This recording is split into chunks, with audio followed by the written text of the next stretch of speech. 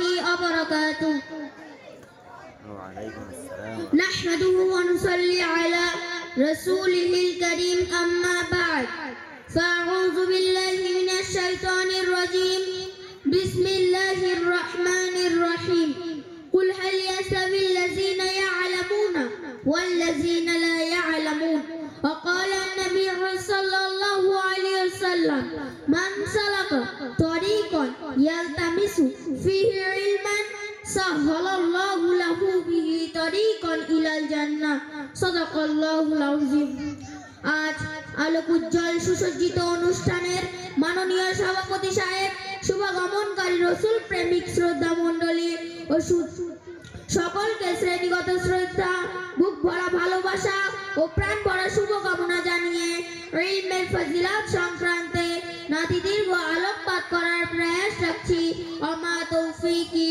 ইল্লা বিল্লাহ।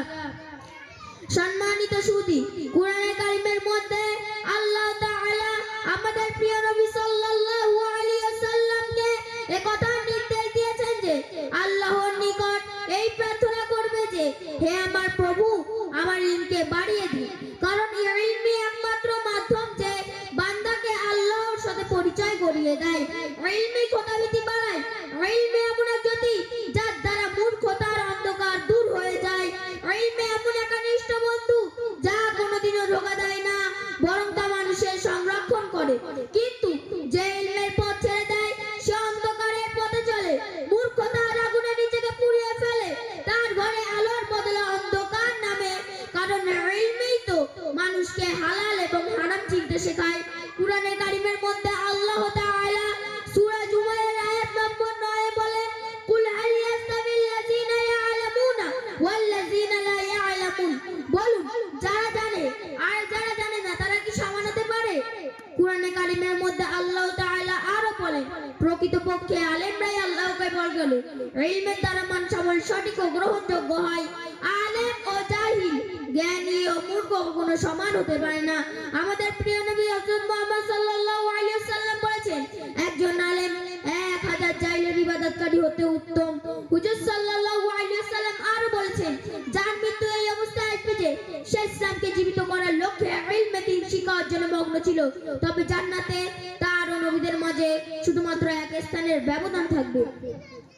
বিশ্ব নবী সাল্লাল্লাহু আলাইহি ওয়াসাল্লামের সহিহ মুসলিম হাদিস নাম্বার 2699 বলেন وقال النبي صلى الله عليه وسلم من سلك طريقا يلتمس فيه علما سهل الله له به طريقا الى الجنه।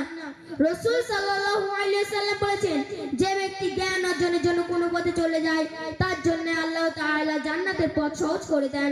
সুতরাং আমাদেরকে ইলম চর্চা বাড়িয়ে দিতে হবে, কেননা আপনি যখন মৃত্যুবরণ করবেন আপনাকে তখন জিজ্ঞাসা করা হবে না হোয়াট ইজ ইওর নেম, আপনাকে তখন জিজ্ঞাসা করা হবে মান রাব্বুকা, আপনাকে তখন জিজ্ঞাসা করা হবে না what is your father name, আপনাকে তখন জিজ্ঞাসা করা হবে মা দীনুকা, আপনাকে তখন জিজ্ঞাসা করা হবে না what is your village name, আপনাকে তখন জিজ্ঞাসা করা হবে মান নাবিয়্যুক।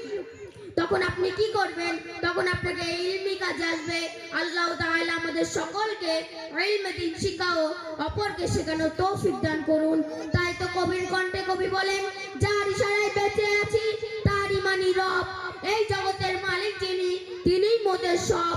জ্ঞান দিলেন, ইলম দিলেন, বুঝার দিলেন মন, তাই তো মোরা তারই দলে সদা করি ফোন। রিজিক দিলেন, আয়ু দিলেন, ঋণ দিলেন জ্ঞান, সৃষ্টি সেরা মানুষ মোরা সবই তারই দান। আমিন সুম্মা আমিন ওয়া আখিরু দাওয়ানা আলহামদুলিল্লাহি রাব্বিল আলামিন। আসসালামু আলাইকুম ওয়া রাহমাতুল্লাহি ওয়া বারাকাতুহু।